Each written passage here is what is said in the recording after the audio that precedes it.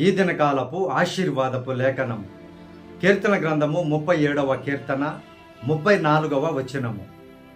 యెహోవా కొరకు కనిపెట్టుకొని యుండుము, ఆయన మార్గము ననుసరించుము.